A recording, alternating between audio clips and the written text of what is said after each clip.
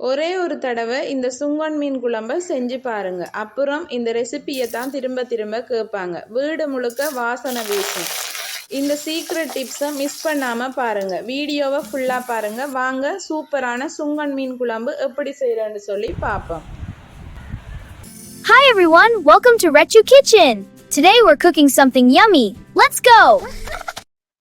இன்னைக்கு சுங்கன் மீன் குழம்பு எப்படி செய்கிறேன்னு சொல்லி தான் பார்க்க போகிறோம். அதுக்கு சுங்கன் மீனை க்ளீன் பண்ணி வச்சுருக்கிறேன். அதே மாதிரி ஒரு 2 பச்சை மிளகாய், 2 தக்காளி பழம், ஒரு பெரிய வெங்காயம், ஒரு கொத்து கருவேப்பிலை எடுத்துருக்கிறேன். பாருங்கள், தேங்காய் பூ திருவி வச்சுருக்கிறேன். சுங்கன் மீன் க்ளீன் பண்ணும்போது கவனமாக க்ளீன் பண்ணணும். அந்த முள் கையில் குத்திடும். அதனால் பார்த்து க்ளீன் பண்ணி இதே மாதிரி எடுத்துக்கொள்ளுங்க. ஃபர்ஸ்ட்டுக்கு நான் இந்த பெரிய வெங்காயத்தை கட் பண்ணி எடுக்க போகிறேன். குட்டி குட்டியாக கட் பண்ணி எடுத்துக்கொள்ளுங்க. அதே போல் தக்காளி பழத்தையும் கட் பண்ணி எடுப்பேன். இந்த தக்காளி பழத்தை நான் ஒரு மிக்சி கப்பில் சேர்த்து இன்றைக்கு அரைச்சி தான் சேர்க்க போகிறேன்.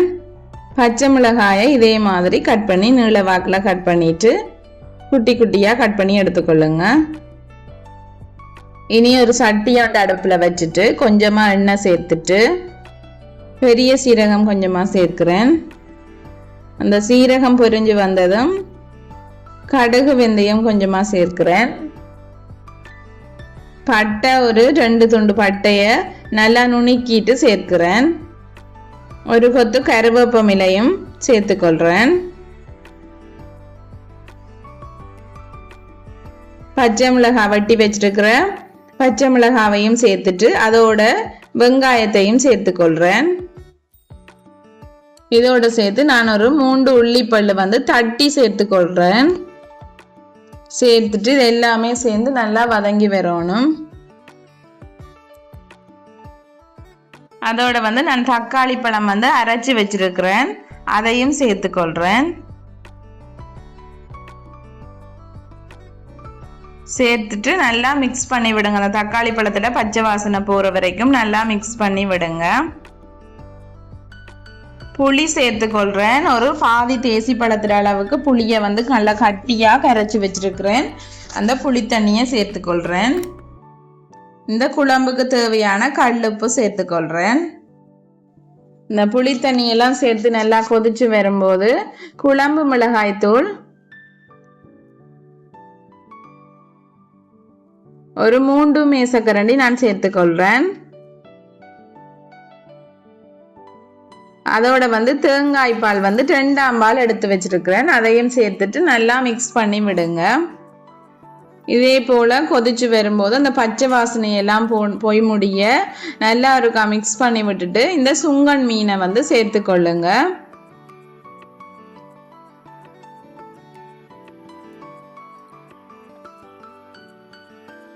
சுங்கன் மீனில் இந்த தலை உடையாமல் சேர்த்துக்கொள்ளுங்க. அப்போ தான் ரொம்பவே டேஸ்டாக இருக்கும்.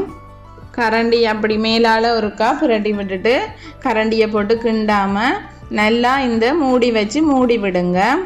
மூடியை திறந்து பார்த்தீங்கன்னு சொன்னால் நல்லா கொதிச்சு வரும். அந்த டைமில் குழம்பை நல்லா கிண்டாமல் லைட்டாக அந்த மீனை ஒருக்கா பிரட்டி விட்டீங்கன்னு சொன்னால் ரொம்பவே டேஸ்டான சுங்கன் மீன் குழம்பு ரெடி ஆயிரும். பாருங்கள், நல்லா கொதிச்சு வத்தி வந்துட்டுது. இந்த மீன் எல்லாம் நல்லா அவிஞ்சு வந்திருக்குது. இந்த குழம்புக்கு டேஸ்ட் கொடுக்கறதே இந்த சுங்கன் மீன் தலை தான். கண்டிப்பாக ட்ரை பண்ணி பாருங்கள். ரொம்பவே டேஸ்ட் அண்ட் ஹெல்த்தியானது. லாஸ்ட்டாக கறி வத்தி வந்ததும் கொஞ்சமாக தேங்காய் பால் முதல் பால் எடுத்து வச்சிருக்கிறேன். அதையும் சேர்த்துட்டு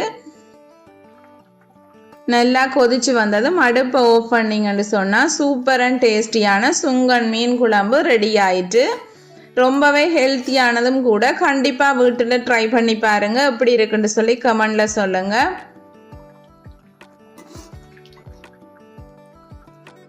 ஓகே, பாருங்கள், நாங்கள் இன்றைக்கு சிவப்பு பச்சை அரிசி சோறும் சுங்கன் மீன் குழம்பும் சாப்பிட போகிறேன். கண்டிப்பாக ட்ரை பண்ணி பாருங்கள். ரொம்பவே டேஸ்டாக இருந்துச்சு. இந்த வீடியோ பிடிச்சிருந்தா லைக் பண்ணுங்கள், கமெண்ட் பண்ணுங்கள், ஷேர் பண்ணுங்கள். மறக்காமல் ரெச்சு கிச்சனை சப்ஸ்கிரைப் பண்ணிக்கொள்ளுங்கள். தேங்க்யூ. நெக்ஸ்ட் வீடியோவில் சந்திப்போம்.